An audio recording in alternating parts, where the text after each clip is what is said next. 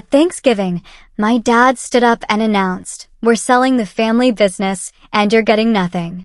My siblings cheered while I just smiled and asked, "Dad, who's the buyer?" He proudly said, "Everest Holdings, they're paying $50 million. I laughed and replied, "Dad, I am Everest Holdings." The entire room went silent. You know, there are moments in life that just snap you in half, moments where you realize the people who should have loved you the most, seen you the clearest, have actually been looking right through you your entire life. For me, that moment was at my family's Thanksgiving dinner, listening to my father, my own father, announce he was selling the company he'd built, the legacy he claimed was ours. But what he didn't know, what absolutely gutted him and ultimately set me free, was that the buyer wasn't some faceless corporate entity. The buyer was me. My name is Morgan Adams, and for 32 years, I was the invisible middle child in a family obsessed with legacy and their own reflection. The Adams Software Dynasty.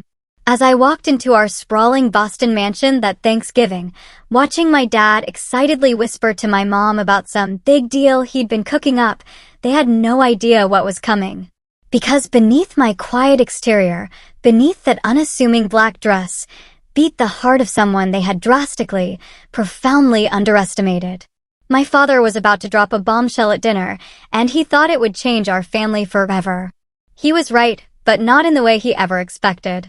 Growing up in Brooklyn, one of Boston's wealthiest suburbs, our colonial home was practically a museum of American success.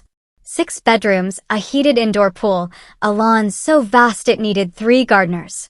From the outside, we were the picture-perfect American dream. My grandfather, Robert Adams, started Adams Software Solutions in his garage in '78. A second-hand computer, a revolutionary idea for inventory management, and pure grit built it into a regional powerhouse. Then, in 1995, my father, Harold Adams, took the reins. Dad expanded the company aggressively. Under his leadership, Adams Software exploded from a $10 million family business to a $50 million enterprise with over 200 employees and clients across the country. And every holiday dinner, every family vacation, every weekend barbecue, it all revolved around him. My dad, Harold Adams, and his business genius. The Adams name became synonymous with success in Boston, and he made sure none of us ever forgot who was responsible, especially his own kids. We were 3 Adams children, but in his eyes, only one really mattered. My older brother, Garrett, 38, was the golden child. Despite never showing any real aptitude for the business, he majored in communications, partied his way through college. Dad handed him a vice president position the day after graduation. Garrett spent more time on his boat or with his rotating cast of girlfriends than in the office. Yet, somehow, Dad remained convinced he was the natural heir to the Adams throne. Then there was me, Morgan, perpetually stuck in the middle at 32. Unlike my siblings, I inherited my grandfather's true passion for technology. I taught myself coding at 12, built my first app at 15. I studied computer science and business at MIT, graduated summa cum laude, and had legitimate, innovative ideas for modernizing the company. But it didn't matter. Dad always looked right through me during business discussions, as if I were invisible. My younger sister, Megan, 29, rounded out our trio. She leveraged our family name to become a lifestyle influencer, with hundreds of thousands of followers who adored her perfectly curated glimpses into old-money New England living. She had zero interest in software or business operations, but never missed an opportunity to post about being an Adams Software heiress, while contributing absolutely nothing to the company's success. And Mom? Diane came from old Boston money and approached family conflict the way all proper Beacon Hill wives did, by ignoring it completely and pouring another glass of Chardonnay. She played peacekeeper, yes, but ultimately enabled Dad's worst behaviors, especially his blatant dismissal of my business acumen. "Harold, maybe you should listen to Morgan's idea," she'd occasionally suggest at dinner, only to immediately back down when Dad shot her that look. "Diane, please. This is actual business we're discussing," he'd say, before turning back to Garrett to continue their conversation about golf, or yacht clubs, or whatever non-business topic they were actually talking about. Family gatherings always centered around business talk that somehow, miraculously, always excluded me. Dad and Garrett would dominate conversations with industry jargon and inside jokes while I sat silently, despite understanding the technology and market better than either of them. If I even tried to contribute, Dad would smile condescendingly and say something like, "That's sweet, Morgan." But leave the business discussions to the people who understand the real world. The breaking point came when I was 22. Fresh out of MIT with honors, I had developed a cloud-based integration solution that could have revolutionized our product line years before competitors even entered that space. I spent months preparing a comprehensive business plan, market analysis, and technical specifications. Dad finally agreed to let me pitch it during a board meeting, supposedly as a professional courtesy. I still remember walking into that mahogany-paneled boardroom, laptop and presentation materials in hand, my heart pounding with a mixture of nervousness and excitement. The board members, all men in their 50s and 60s who had been Dad's friends for decades, watched with polite but distant expressions as I connected my laptop to the projector. 10 minutes into my presentation, Dad checked his watch, sighed loudly, and raised his hand to stop me mid-sentence. "I think we've seen enough," he said with a tight smile that didn't reach his eyes. "Morgan's sweetheart. This is all very creative, but completely impractical for a serious enterprise like ours. Our clients want stability, not experimental technologies." He turned to the board members with an apologetic shrug. "My daughter recently graduated college and is full of these academic ideas. Now, shall we move on to actual business matters?" The humiliation burned through me. It was a fire that sparked a decision that night. As I packed up my materials, listening to them chuckle and move on as if I'd never been there, I swore to myself that I would leave Boston and the family business behind. I would build something of my own, something so successful that even my father could not dismiss it. I moved to San Francisco with $5,000 in savings and nothing else. My parents assumed it was just a phase, a tantrum. They indulged me with patronizing amusement. "She'll be back when she runs out of money," I overheard Dad telling Mom on the phone during one of our increasingly rare calls. Those early years were brutal. My tiny studio apartment in a questionable neighborhood cost nearly my entire monthly budget. I survived on ramen noodles and coffee, working 80-hour weeks, first at entry-level coding jobs, then as a freelance developer. Every dollar I could save went into building my own company. I created Everest Holdings under the pseudonym Emmy Stone. The EM stood for Morgan Elizabeth, but nobody knew that. I wanted my success or failure to be completely disconnected from the Adams name. I started small, developing custom enterprise solutions for startups, reinvesting every single profit. By year 3, I had 10 employees and a real office in Soma. The breakthrough came when I developed a proprietary integration platform that allowed legacy systems to communicate seamlessly with modern cloud services. Ironically, it was incredibly similar to what I had pitched to my father years earlier.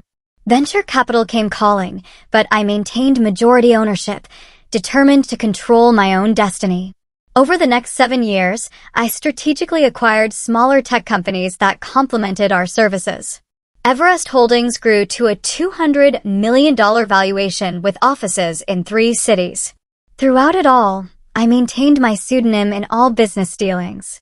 In the tech world, Emmy Stone was known as a brilliant, reclusive founder who rarely gave interviews or appeared at industry events.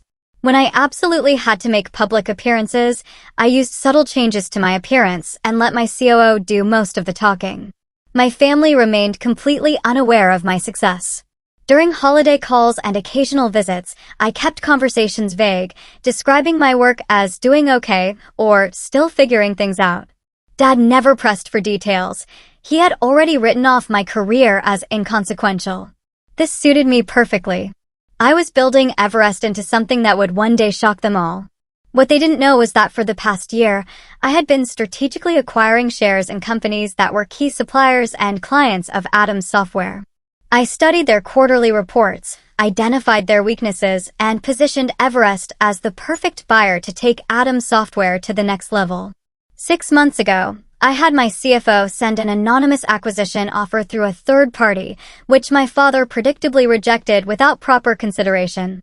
Now, 10 years after being humiliated in that boardroom, I was returning home for Thanksgiving with a plan that would change everything. Adam's software was struggling with outdated technology and losing market share.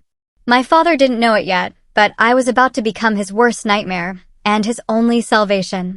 The week before Thanksgiving, I was in my corner office overlooking San Francisco Bay, finalizing the paperwork for what would be the most important deal of my life.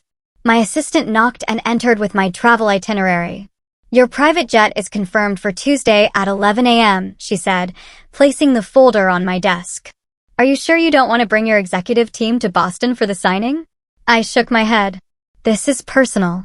I need to handle it alone." After she left, my phone rang. It was Isabella, my best friend since those early struggling days when we shared a wall and adjacent studio apartments. "Are you really going through with this family Thanksgiving charade?" she asked without preamble. "After everything they did? After 2 years of barely speaking to them?" I sighed, spinning in my chair to face the window. "I have to be there in person when it happens, Isabella. I need to see his face." "I remember the last Christmas disaster," she said carefully. "Your father announced Garrett's promotion to executive vice president while you sat there with your unacknowledged Series B funding round. You came back to California and didn't speak to them for months." The memory stung. Dad had raised a toast to the future of Atom Software while looking directly at my brother, who had been too hungover to contribute anything meaningful to the strategy meeting earlier that day. "This time will be different," I promised her. "Everything changes this Thanksgiving." I spent the evening packing, deliberately choosing my wardrobe to make a statement. Gone were the casual clothes my family associated with me. Instead, I packed bespoke power suits, a Chanel dress for Thanksgiving dinner, Louis Vuitton heels, and the subtle signifiers of success that only the wealthy truly recognize, a Patek Philippe watch, a Bottega Veneta handbag, small diamond earrings from Tiffany. None of it ostentatious. All of it unmistakably expensive. After years of deliberately downplaying my success around my family, I wanted them to see glimpses of it before the final revelation. Tuesday morning, I boarded the private jet I rarely used, preferring commercial flights despite my wealth. This trip warranted the exception. During the 5-hour flight, I reviewed the contract one more time, ensuring every detail was perfect.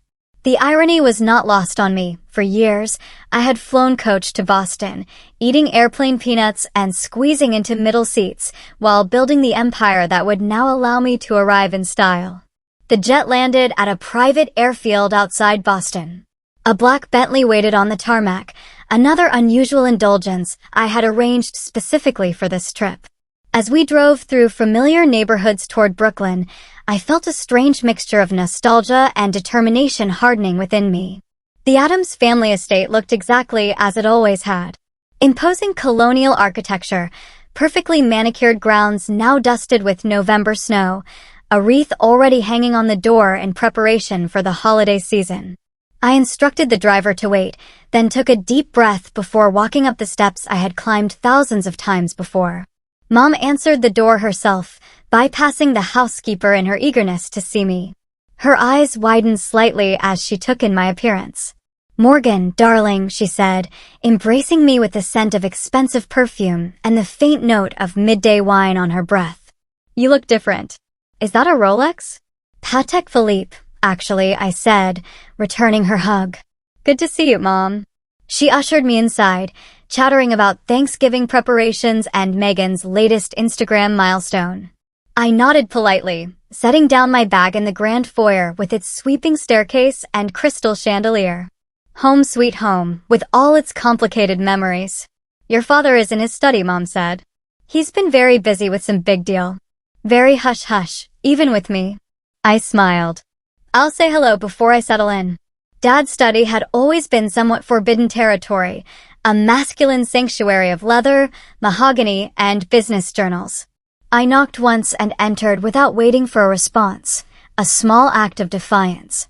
He looked up from his desk, reading glasses perched on his nose, surprise flickering across his face before settling into his usual mild disinterest. "Morgan, you made it." He stood for a brief, awkward hug, then gestured vaguely toward the chair across from his desk. The trip from California was good? Very smooth, I said, deliberately not taking the offered seat. I flew private. Saves time. A momentary confusion crossed his features. Private? That must have been expensive. I shrugged. Business is good. Before he could inquire further, his phone rang, and with a perfunctory, "Excuse me, this is important," he turned away to answer it. I used the opportunity to glance at the papers on his desk. There it was, the Everest Holdings acquisition proposal, with my company logo prominently displayed. My heart raced, but I maintained my composure as he finished his call.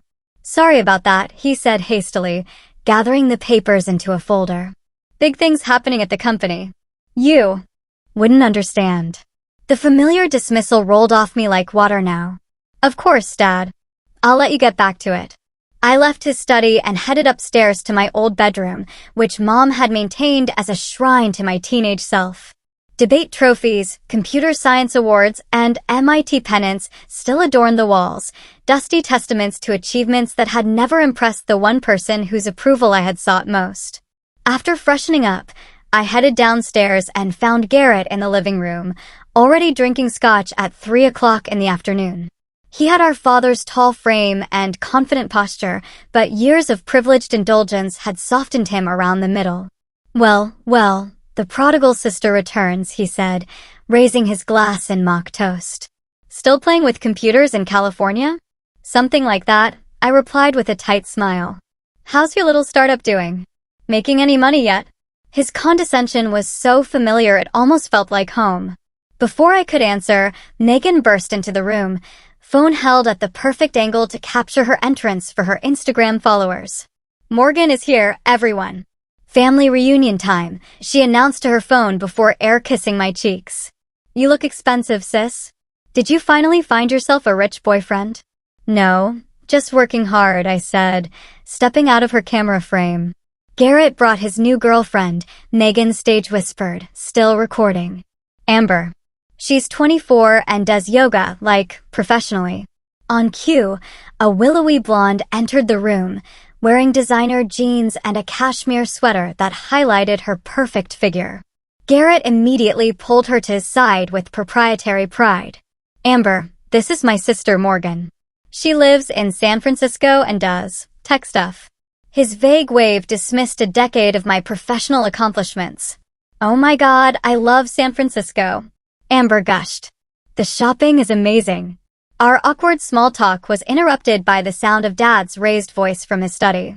Though the words were muffled, his excited tone carried through the house. "Yes, absolutely. Tomorrow after Thanksgiving. $50 million is the final offer. Everest Holdings has been very insistent on the terms." I excused myself to the kitchen, needing a moment alone. The household staff had always been kinder to me than my own family. Maria, our housekeeper of 20 years, was preparing vegetables for tomorrow's feast. "Miss Morgan," she smiled warmly. "It is good to see you. You look well. California agrees with you." "Thanks, Maria. Need any help?" She shook her head. "Your mother wants everything perfect for tomorrow. Big day, she says. Your father has news." I nodded, wondering if the entire household staff knew about the sale before his own children did. So I gathered. The pre-dinner drinks hour was excruciating. Mom fluttered about with forced cheerfulness. Dad checked his phone every 3 minutes. Garrett bragged about his new boat to anyone who would listen. And Megan documented everything for her followers. I sipped my wine slowly, observing the family dynamics with new eyes. No longer the hurt daughter seeking validation, but a successful businesswoman about to change the game entirely. "Dinner is ready," Mom finally announced, ushering us toward the formal dining room where the family had gathered for holiday meals for 3 generations. I took a deep breath and followed them, knowing that by the time dessert was served, nothing would ever be the same. The Addams family Thanksgiving dinner had always been a formal affair.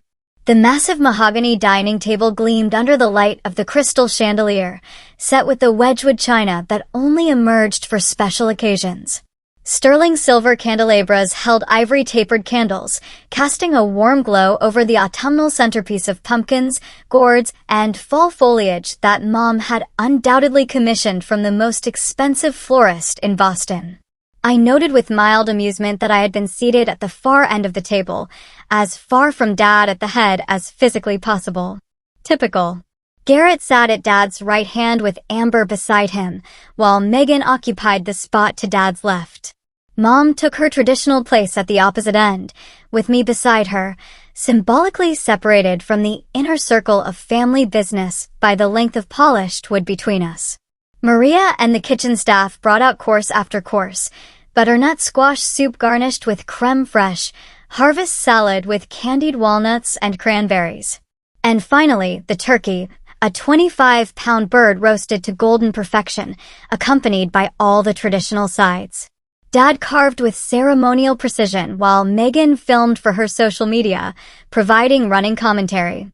And here's Daddy carving the turkey, just like his father before him, continuing the Addams family tradition of excellence in everything they do. I caught Mom wincing slightly at Megan's performance before taking a large sip of her wine. By my count, it was her fourth glass since I had arrived. Once our plates were filled, Dad raised his glass for the traditional Addams family gratitude ritual. Another performance where we each shared what we were thankful for this year. It had once been meaningful before it devolved into a competitive status report. Garrett went first, as the eldest always did. "I'm thankful for another record-breaking quarter at Addams Software," he began, though I knew from my research that the company had actually lost market share for the third consecutive quarter. "And for my new 42-foot yacht, the Addams Legacy." He squeezed Amber's hand. "And for new beginnings with this amazing woman." Amber giggled and kissed his cheek while Megan made exaggerated gagging motions when Garrett wasn't looking. Megan went next, phone still in hand. "I'm so thankful to have reached 1 million followers this year. My collaboration with Luxury Life Cosmetics has been amazing, and I'm grateful to be an Addams and represent our family brand to the world." She beamed at Dad, who nodded approvingly, though he had often complained privately about her frivolous career. When my turn came, I set down my fork and spoke clearly. "I'm thankful for the lessons life has taught me. That sometimes rejection leads to the right path, that persistence matters more than privilege, and that success is the best teacher." I raised my glass. "To finding your own way." Dad frowned slightly, perhaps detecting something in my tone, but quickly moved on to his own gratitude speech, which predictably centered on the business legacy he had built. Mom offered generic thanks for family and health, her words slightly slurred. Throughout the meal, Dad seemed distracted, checking his phone under the table and occasionally whispering to Mom, whose smile grew increasingly strained. Garrett dominated the conversation with stories about clients he had supposedly impressed, while Megan interrupted regularly to share comments from her followers watching her Thanksgiving Instagram story. As Maria brought in the pumpkin and pecan pies, Dad suddenly tapped his knife against his crystal water glass, the sharp ping cutting through the dinner conversation. "I have an announcement to make," he said, standing at the head of the table with the authority of someone accustomed to commanding rooms. "One that affects everyone here." The table fell silent. Even Megan lowered her phone. "As you know, I have dedicated my life to building Addams Software into a leader in our industry. But all good things evolve, and the time has come for change." He paused dramatically. "I have decided to sell the company." Garrett choked on his wine. "What?" "Dad, you can't be serious." Dad raised his hand for silence. "I have been in negotiations for months with a very interested buyer. The deal will be finalized tomorrow." Megan gasped theatrically. "But Daddy, what about the Addams legacy? My brand is built around being an Addams software heiress." "That brings me to the second part of my announcement," Dad continued, his expression unreadable. "The proceeds from the sale will not be going to you children as inheritance." Now both Garrett and Megan erupted in protest. "That's our birthright." Garrett slammed his fist on the table, rattling the china. "What do you mean?" Megan wailed, now live-streaming the family drama to her followers. "Where is the money going?" Dad waited for their outbursts to subside. "Your mother and I will be using part of it for our retirement." The rest will go to establishing the Adams Foundation, a charitable organization to support technology education.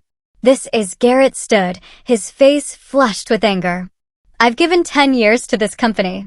You promised it would be mine someday. You promised all of us.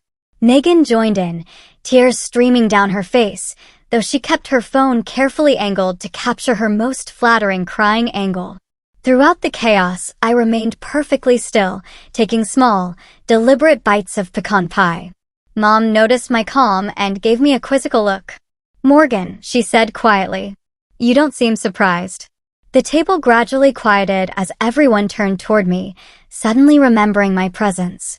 "Actually," I said, setting down my dessert fork with precision. "I have just one question."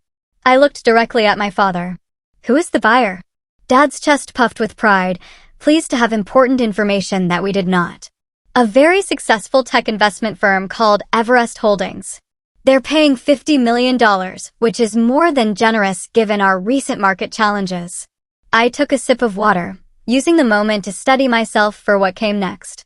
The room felt charged with a strange electricity, the moment suspended between the past and future. "Dad," I said finally, my voice calm and clear.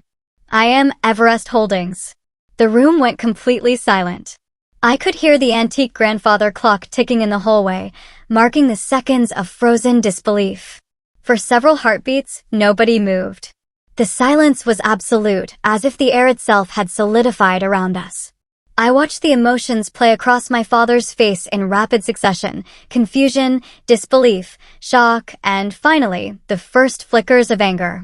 Garrett was the first to react, knocking over his wine glass as he stood abruptly. The red liquid spread across the white tablecloth like blood, a vivid punctuation to the moment. "What the hell are you talking about?" he demanded, looking between Dad and me with growing panic.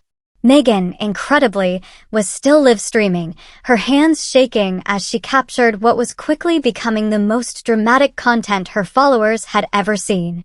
"Oh my God," she whispered to her phone. "Did my sister just say she owns Everest Holdings, the company buying our family business?" Mom reached for her wine glass, found it empty, and promptly grabbed the bottle instead. I stood slowly, feeling a strange sense of calm after carrying this secret for so long. "Emmy Stone," I said. "Morgan Elizabeth Stone. That's the name I've been using professionally for the past decade, while building Everest Holdings into a $200 million company." Dad found his voice at last. "This is preposterous," he sputtered. "Everest Holdings is run by Emmy Stone, a respected technology investor. Not by my daughter, who has been playing at startups in California." I reached into my purse and removed my business card case, made of sleek, brushed platinum with the Everest Holdings logo engraved on its surface. I slid a card across the table toward him. "Actually, Dad, I am Emmy Stone. I founded Everest Holdings 10 years ago after you dismissed my business proposal and humiliated me in front of your board." Dad snatched up the card, staring at it as if it might transform in his hands. "This is some kind of joke," he said, but his voice had lost its certainty. "Everest Holdings now owns controlling interests in Nexus Technologies, Data Stream Solutions, and Tech Core Industries," I continued, naming Adams Software's 3 largest suppliers. "We also recently acquired majority stakes in your 2 biggest clients, McKinsey Manufacturing and Westfield Distribution. The Adams Software acquisition is the final piece in a strategic plan I've been implementing for the past 18 months. You've been spying on our business," Garrett accused, his face mottled with rage. "That's corporate espionage." "No, Garrett. It's called market research." I kept my voice level. "Everything I learned about Adams Software came from publicly available financial reports, industry analysis, and completely legal channels." I turned back to Dad. "The truth is, Adams Software has been failing for years. Your technology is outdated. Your management practices are from the last century, and you've lost 22% market share in the past 3 years. How dare you?" Dad began, but I cut him off. "I tried to help you first, you know. 6 months ago, Everest Holdings sent an anonymous partnership proposal that would have allowed the Adams name to remain on the company while providing the capital and technology upgrades you desperately needed. You rejected it without even reading past the first page. Dad's eyes widened in recognition. The Phoenix proposal? That was you. I nodded. I wanted to give you a chance to accept help without knowing it came from me. Your pride wouldn't allow it. So this whole time you've been plotting against your own family. Garrett shouted, planning to steal our company. Not steal, Garrett. Purchase legally. For $50 million, which is honestly more than its current market value. I kept my voice level despite the emotional storm brewing inside me. And let us be clear, this company stopped being our family business the day Dad made it evident that only one child would ever have a meaningful role in it. Despite that child's complete lack of qualifications or interest in technology. Megan finally lowered her phone, the reality of the situation apparently sinking in. So, you're going to be our boss now, she asked in a small voice. Technically, yes, I confirmed. Though the current management structure will be completely reorganized. Dad stood abruptly, his chair scraping loudly against the hardwood floor. This deal is off, he declared. I will not sell my company to my own daughter as some kind of revenge plot. I shook my head slowly. The contracts are signed, Dad. The board has approved the sale. The press release goes out tomorrow at 9 a.m. Eastern Time. Legally, Everest Holdings already owns Adam's software. I'll fight this, he threatened, though the uncertainty in his eyes told me he already knew I had outmaneuvered him. My lawyers will. Your lawyers have already vetted the deal extensively, I interrupted gently. They advised you it was the best offer you would get in the current market. What exactly will you tell them now?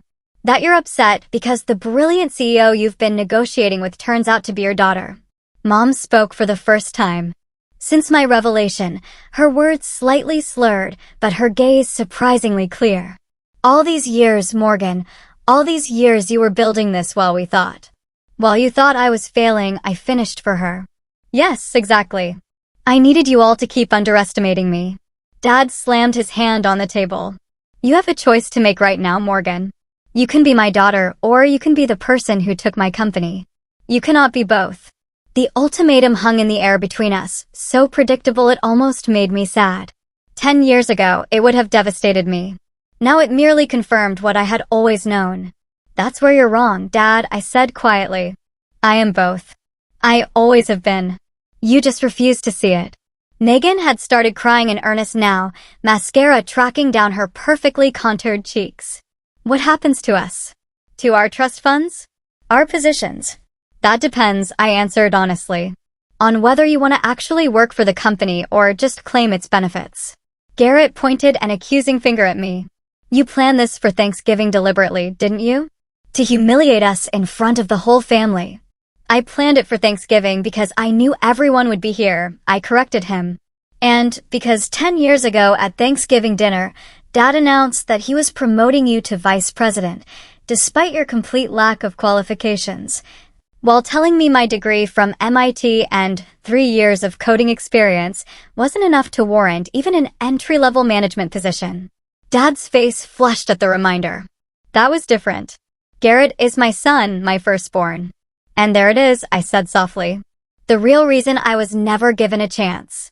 Not my ideas, not my education, not my work ethic, just my gender. The painful truth silenced the room again. Even Garrett had the grace to look uncomfortable. This conversation is over, Dad finally declared. Everyone out. I need to call my attorneys. He stormed from the dining room, the sound of his study doors slamming echoing through the house moments later. Mom rose unsteadily to her feet. I should go check on him, she murmured, though she paused beside my chair. Are you really worth $200 million? I nodded. And all those times you couldn't come home for Christmas because you said you couldn't afford the plane ticket. I was running a company, Mom, and I needed you all to keep underestimating me. She touched my shoulder briefly, an unreadable expression on her face, then followed after Dad. As the dining room emptied, I remained seated, looking at the abandoned Thanksgiving feast around me. The turkey had grown cold, the candles burned low, and the family I had once desperately wanted to impress had scattered in shock and anger. It should have felt like victory. Instead, a hollow ache spread through my chest as I realized that while I had finally earned their attention, I was further than ever from earning their understanding. I retreated to my childhood bedroom as the house descended into chaos below. Through the floor, I could hear Dad shouting on the phone, presumably to his lawyers, while Mom's placating tones rose and fell in counterpoint. Occasionally, Garrett's angry voice would join the cacophony, followed by Megan's dramatic wailing. My old room remained frozen in time. A museum to the person I had been, the twin bed with its navy blue comforter, the desk where I had spent countless hours coding and dreaming. The bookshelves lined with computer science textbooks and the few fantasy novels I had allowed myself as rare indulgences. Debate trophies and academic medals gathered dust on the shelves, achievements that had never impressed the one person whose approval I had sought most. I ran my fingers along the spines of my old journals, pulling one out at random. Inside were detailed business plans, algorithm sketches, and notes for the very cloud integration platform that had eventually become Everest's flagship product. The irony was not lost on me. Everything I had built had begun right here, in the room where I had felt most invisible. A sharp knock on the door interrupted my thoughts. I opened it to find Garrett, his tie loosened and face flushed with either anger or alcohol, possibly both. "We need to talk," he said, pushing past me into the room without waiting for an invitation. I closed the door and leaned against it, arms crossed. "About what, Garrett? How I ruined your Thanksgiving. Or how you plan to inherit a company you helped run into the ground. You think you're so clever?" He hissed, pacing the small space like a caged animal. Little Morgan with her computers and her secret identity. "Did you enjoy lying to our faces all these years?" "About as much as you enjoyed taking credit for my ideas," I replied evenly. "Remember when I suggested Atom's software should move to cloud-based solutions 6 years ago during Christmas dinner? Dad dismissed it as trendy tech jargon, but somehow 3 months later, you presented the exact same concept as your own strategic vision. Garrett stopped pacing, his expression darkening. "I was the one who stayed. I was the one who put in the time at the company while you ran off to California to prove some point." "You put in time?" "Yes. But what did you actually contribute, Garrett? Besides expenses on the company credit card for client dinners at strip clubs and a corner office you used primarily for naps between hangovers." His face contorted with fury. "You don't know what you're talking about." I brought in the Westfield account. Westfield came to Atom Software because I personally reached out to their CTO as Emmy Stone and recommended your services as part of my long-term acquisition strategy, I informed him. "And I know exactly what I'm talking about because I've been auditing the company remotely for the past year as part of my due diligence, including the financial records you thought were only accessible on the local server." The color drained from his face. "What are you saying?" "I know about the $300,000 you embezzled through fake vendor accounts, Garrett. I know about the phantom consulting fees that went directly to your personal offshore account. I know everything." He took a threatening step toward me. "You can't prove any of that. I have transaction records, account numbers, and IP logs showing the falsified entries came from your office computer on days when only you were present in the building." I held his gaze steadily. "I'm not planning to pursue criminal charges, Garrett. That would hurt the company during the transition, but don't test me." "You," he whispered, hands clenching into fists at his sides. "You would destroy your own brother." "I would hold accountable a thief who happens to be related to me," I corrected him. "There's a difference." We stood in tense silence until he finally turned away. "This isn't over," he warned, yanking open the door. "Actually, it is," I said to his retreating back. "You just don't realize it yet." I had barely closed the door when another knock came. This time it was Megan, her makeup freshly touched up despite the tear tracks still visible on her cheeks. "So you were like a secret millionaire," she said without preamble, entering my room and immediately sitting on my bed. "That's actually kind of badass." I couldn't help but laugh at her rapid pivot. "Is that what you were going with 5 minutes ago? You were crying about losing your heiress status." She shrugged, examining her manicure. "I'm adaptable. It's essential for influencer longevity." She looked up with sudden calculation in her eyes. "Just think of the content we could create together. My sister, the tech mogul. My followers would eat that up." "Is that why you're here, Megan?" "To propose a business collaboration. More like a mutual arrangement," she said, smoothing her dress. "You need a media presence for your company that humanizes you. And I need an authentic connection to actual business success instead of just looking pretty with products. The nakedly transactional nature of her proposal was so typically Megan that I almost admired it. And what about actually working for the company? Learning the business? Contributing something beyond your Instagram aesthetic?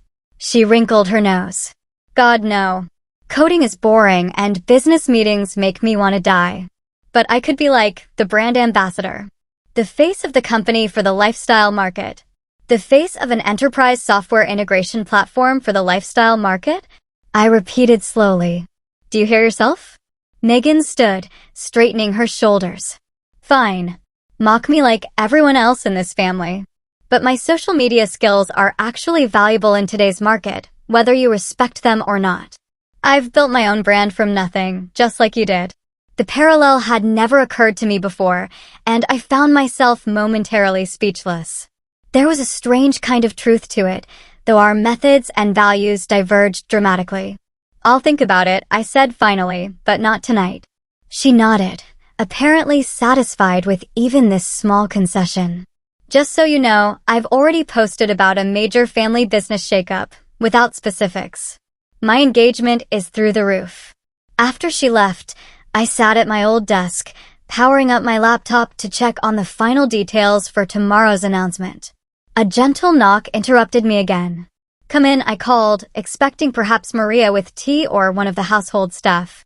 Instead, Mom entered, looking surprisingly sober given the amount of wine she had consumed at dinner. She had changed from her dinner dress into a cashmere sweater and slacks, her armor of Boston society wife temporarily set aside. Your father has locked himself in his study with a bottle of scotch and the company bylaws, she said, settling into the window seat where she used to sit and read me stories as a child. He's convinced there must be some loophole to stop the sale. There isn't, I said simply. His lawyers already confirmed it. She nodded, looking around the room thoughtfully. You know, I kept everything exactly as you left it. I always thought you would come back once you got this rebellion out of your system. It was never a rebellion, Mom. It was a career. A life. $200 million, she mused, shaking her head slightly. My little girl built a company worth $200 million in secret while we all thought you were struggling. I turned to face her fully. You could have asked, Mom. Any of you could have shown genuine interest in what I was doing, but none of you ever really wanted to know. Tears welled in her eyes. I knew, Morgan. Not the details, not the scale of your success. But I knew you were special. I saw it when you were little. The way your mind worked differently, how you understood things the rest of us could not grasp. She wiped at her cheeks. I just didn't know how to help you in a family like ours, with a man like your father. You could have stood up for me, I said, the old hurt rising unexpectedly in my throat. All those times he dismissed me, humiliated me. You just sat there. I was wrong, she admitted quietly. I told myself I was keeping the peace, being a supportive wife. But I failed as a mother when you needed an advocate. The simple acknowledgement pierced something long frozen inside me. I had come prepared for anger, for accusations, even for legal threats. I had not prepared for genuine remorse. What happens now? Mom asked after a long silence. Tomorrow morning, the acquisition becomes public. Atom Software will become a subsidiary of Everest Holdings. The company name will remain for now, but operations will be completely restructured.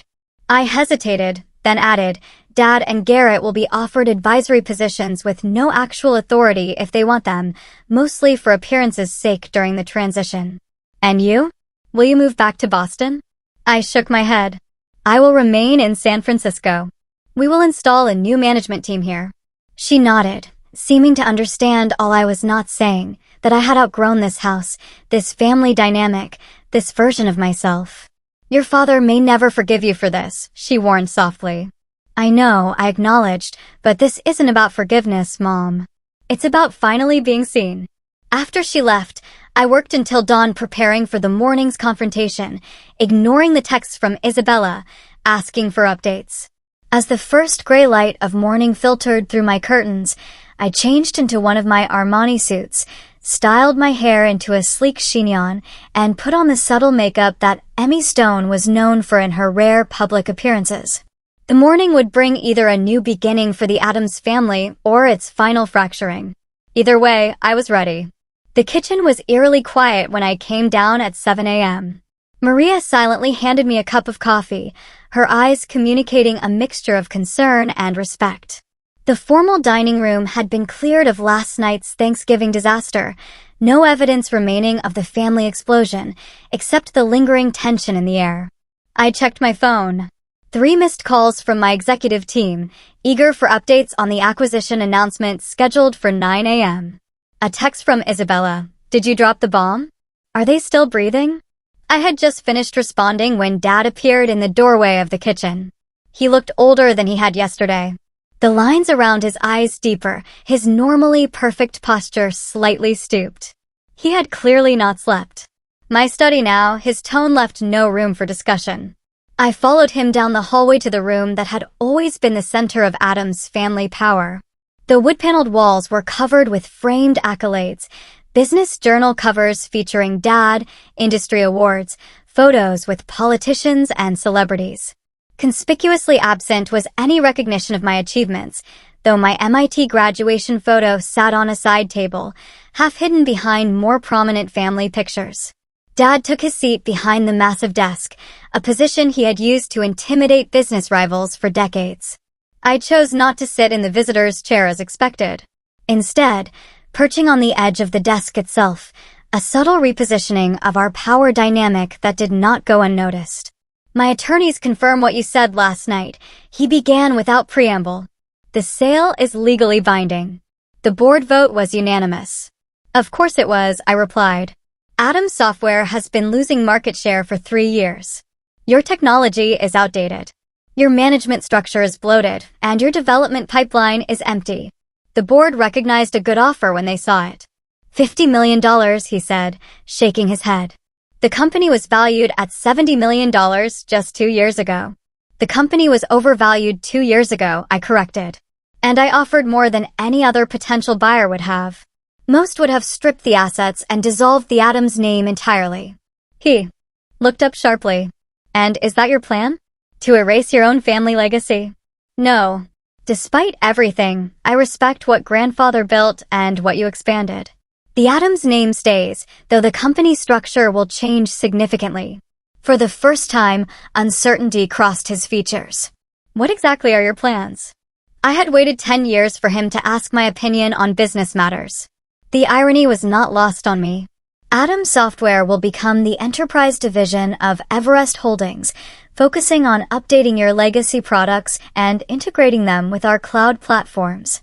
We will retain approximately 60% of the current staff, with significant changes to upper management. And me, he asked, the question clearly costing him. You will be offered a position as chairman emeritus. No operational authority, but you will maintain an office and can advise on client relationships during the transition. His jaw tightened. A figurehead role. A respected advisory position, I countered, with full benefits and a generous compensation package. He stood abruptly, walking to the window that overlooked the immaculately maintained garden. For a long moment, he said nothing, his back to me, as he stared out at the property that generations of Addams' success had built. How did you do it? He finally asked, his voice quieter now. Build something that valuable when you had nothing? No connections, no startup capital. I had my education, I reminded him, the one thing you couldn't take from me. And I had tremendous motivation to prove you wrong. He turned back to face me. I expected you to fail. Everyone does, you know, fail. I mean, 90% of startups never make it past the first 3 years. I thought. He hesitated, seeming to struggle with the words. I thought I was protecting you from inevitable disappointment. By ensuring I never got the chance to try? I raised an eyebrow. That's not protection, Dad. That's control. He flinched slightly at the accusation. Perhaps. I built this company from what my father started. Expanded it 10 times over. I thought I knew best. But you didn't, I said simply. You were wrong about me. Wrong about the direction of the industry. Wrong about Garrett being the natural successor. At the mention of my brother, Dad's expression darkened. Garrett may have his flaws, but he has been loyal to this company. Garrett has been embezzling from the company for at least 3 years, I informed him bluntly. I have all the documentation. That's part of why I moved now, before he could do more damage. Dad sank back into his chair, the shock of this new revelation apparently too much to process while standing. That cannot be true. $300,000 siphoned through fake vendor accounts. The evidence is irrefutable. Why would he need to steal? He makes a generous salary. Has a trust fund. Gambling debts, I said. Sports betting mostly, from what I can tell.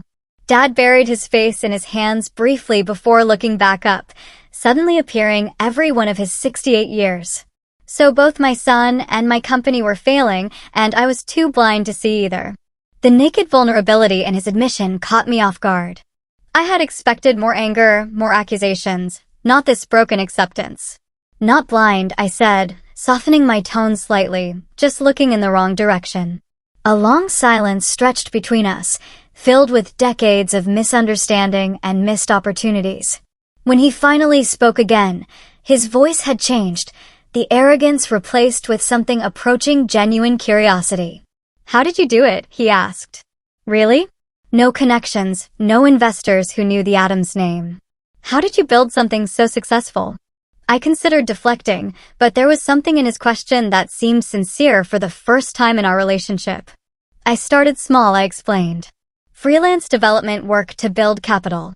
Then I created a proprietary integration platform that solved a problem every enterprise company has, connecting legacy systems with modern cloud architecture.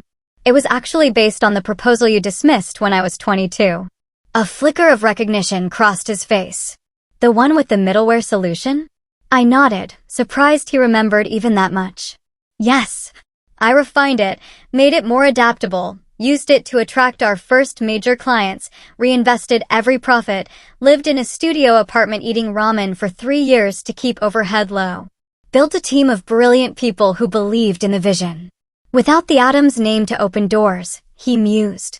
Because of that, in some ways, I corrected. Being underestimated is a powerful position if you know how to use it. No one saw me coming. He almost smiled at that. Clearly not. Another silence fell, but different now, less hostile. I checked my watch. The press release goes out in 45 minutes. We should discuss next steps. What about Garrett and Megan? He asked. Garrett will be offered a choice.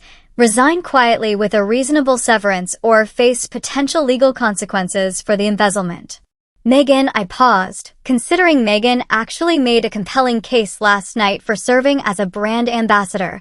Her social media skills are legitimately valuable in the right context. Dad looked genuinely surprised. You'd keep them involved? After everything. This was never about destroying the family, Dad. It was about claiming my place in it on my terms. He nodded slowly, his gaze dropping to the papers on his desk, then rising again to meet mine with unexpected directness. You outmaneuvered me completely, he said. And I was startled to detect a note of something almost like pride in his voice. Your grandfather would have been impressed. Coming from him, it was as close to approval as I had ever received. I felt a complicated emotion rising in my chest. Not quite vindication, not quite forgiveness, but something hovering in the space between. I learned from watching you, I acknowledged, even when you didn't think I was paying attention. He extended his hand across the desk. So, Chairman Emeritus? I took his hand, sealing the first professional agreement we had ever made as equals. Welcome to Everest Holdings, Dad. 6 months after that fateful Thanksgiving, I stood in the newly renovated headquarters of Adams Everest Technologies. The former Adams software building had been transformed with open workspaces, state-of-the-art technology, and a collaborative environment that respected the company's history while embracing its future. My role as CEO of Everest Holdings meant I split my time between San Francisco and Boston, overseeing the integration of the two companies and the evolution of our expanded product line. The transition had not been easy, but it had been more successful than even my optimistic projections had anticipated. Dad had surprised everyone by embracing his chairman emeritus role with unexpected grace. Once the initial shock and anger had subsided, he found satisfaction in mentoring younger team members and maintaining relationships with long-standing clients. We had established a weekly meeting where he could offer insights on company history and industry relationships, and I found myself actually looking forward to these sessions. For the first time, we were building a relationship based on mutual respect rather than expectations and disappointments. Garrett's situation had been more complicated. After facing the evidence of his embezzlement, he had initially threatened legal action against both me and the company. Eventually, cooler heads prevailed when he realized his options were limited. He accepted a conditional offer, repayment of the stolen funds, resignation from his executive position, and enrollment in an MBA program if he wanted any future role in the business. To my surprise, he chose education over exile and was now halfway through his first semester, calling occasionally with genuine questions about business strategy. Megan had flourished in her new role as brand ambassador for our consumer products division, a small but growing part of the business that benefited from her social media expertise. Her followers had been captivated by the dramatic family business saga, which she carefully presented as a story of female empowerment and family reconciliation rather than the more complex reality. Her Tech Heiress rebrand had actually opened doors to younger markets we had previously struggled to reach. Mom had perhaps changed the most. She started volunteering with women's education initiatives and even joined the board of a tech incubator for female founders. "I want to help other girls like you," she told me, "so their mothers don't make the same mistakes I did." As I walked through the office, employees nodded respectfully or smiled in greeting. I was no longer Emmy Stone, the mysterious founder, nor Morgan Adams, the forgotten middle child. I was simply Morgan, the CEO, who had modernized a failing family business and created new opportunities for everyone involved. My assistant interrupted my thoughts. "Your father is waiting in the conference room with the quarterly reports," she informed me, "and your mother called to confirm dinner tonight with the potential investors." I thanked her and headed toward the meeting, pausing briefly by the newly installed company timeline in the main lobby. It displayed the evolution of Adams Software, from my grandfather's garage startup to our current iteration as Adams Everest Technologies. My photo now hung alongside those of my grandfather and father, 3 generations of leadership, with my own achievements listed with the same prominence as theirs. Thanksgiving was approaching again, and this year would be entirely different. We had planned a smaller, more intimate family dinner, without the performative traditions that had dominated our previous gatherings. No formal gratitude ritual, no business posturing, just a family still learning how to truly see and hear each other. The journey from rejection to leadership had been longer and more painful than I could have imagined when I left Boston 10 years ago. The challenges of merging family and business continued daily, requiring patience and perspective I was still developing. There had been moments when the weight of past hurts threatened to overwhelm the progress we had made, when old patterns of communication emerged in tense meetings or family dinners. The hardest part had not been the acquisition itself, but the ongoing work of building relationships that could withstand both our shared history and our current professional roles. Dad still occasionally slipped into his authoritarian approach before catching himself. I sometimes found myself unnecessarily defensive, anticipating dismissal that no longer came. Yet slowly, conversation by conversation, the Adams family was creating a new dynamic. Mom had hosted a dinner last month where, for the first time in my memory, everyone spoke equally. Everyone listened. And no one stormed out in anger. Small victories, but meaningful ones. Perhaps the most profound moment had come unexpectedly during a late night at the office, when Dad and I were reviewing the first quarter results after the merger. The numbers had exceeded all projections, with client retention at 98% and new contracts increasing revenue by 32%. "You know," he had said quietly, staring at the spreadsheet, "you have already accomplished more than I did in my first decade running this company." The simple acknowledgement had healed something in me that I had not realized was still broken.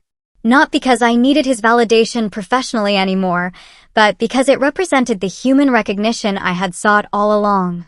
The experience had taught me that success itself is not enough to heal family wounds. The satisfaction of proving myself had been sweet, but ultimately hollow until it led to genuine connection. I had needed to learn that there is a difference between winning and resolving, between being right and being whole. As I entered the conference room where Dad waited with the quarterly reports, I reflected on how complex the journey had been from that Thanksgiving revelation to today. The lesson I carried forward was not that success is the best revenge, but that success without reconciliation leaves both sides poorer. True victory came not when I proved my father wrong, but when we both found a way to be right together.